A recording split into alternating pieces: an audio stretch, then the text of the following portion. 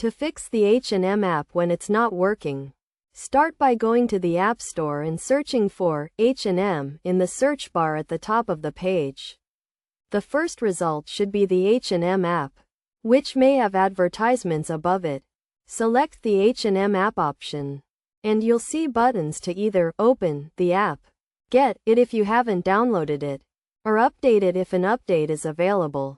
If the app is already installed, try uninstalling and then reinstalling it to your device.